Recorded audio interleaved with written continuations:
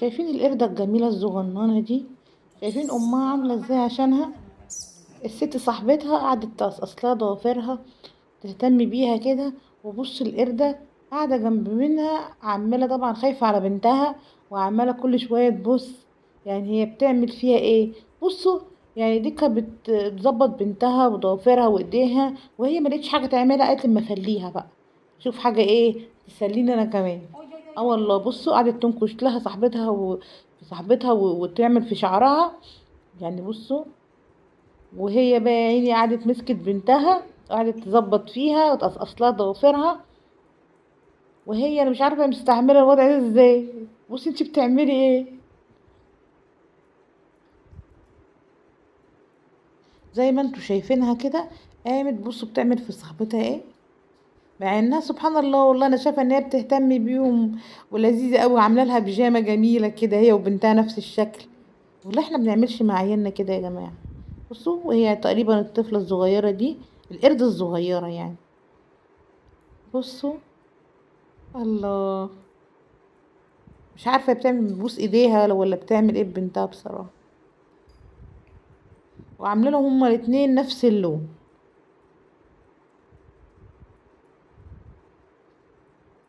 شايفين؟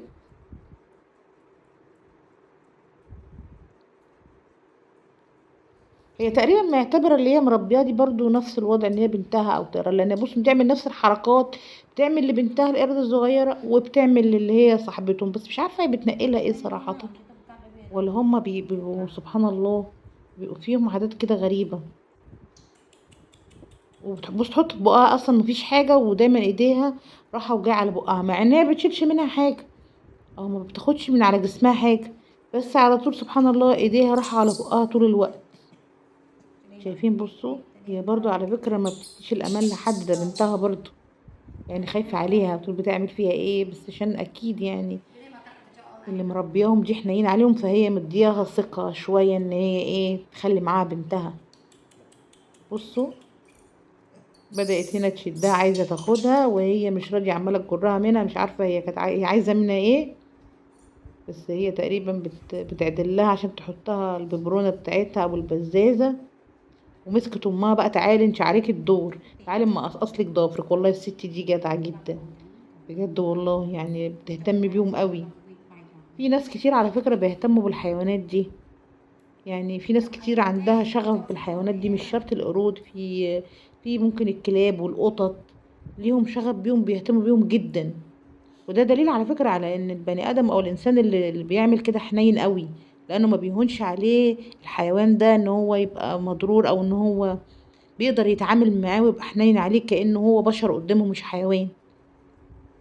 فسبحان الله يعني قلوبهم بتبقى رحيمة. بص هي ايه يعني تعتبر قردة، وعامله لها ايه، عندها اهتمام بيها ازاي، ومفصله لها هدوم وبتقصقص لها ضوافرها، واكيد بتحميها وبتاكلها، وما شاء الله عليها بصراحه. بس اللي عجبني ان هي عامله هي وبنتها نفس اللون، يعني هو نفس اللون اللي هم يعتبروا هما الاتنين لابسينه، مش عارفه ايه الحكمه في كده. بصوا يا جماعه بتتعامل معاهم كانهم اطفال والله. هنا هي يلا شيلي لك التانية. بصوا ايديها القردة ايديها على بنتها ازاي، ومظبطاهم، وكمان حاطه لهم منوكير لو خدتوا بالكم، يعني ما شاء الله عليها والله جميله ولذيذه. تحس ان هم بنات صغننين كده وهي بتخلي بالها منهم. بصوا هتمسك بنتها، هتفضل بصوا تقلب وتنكش فيها، بصي حضاها ازاي،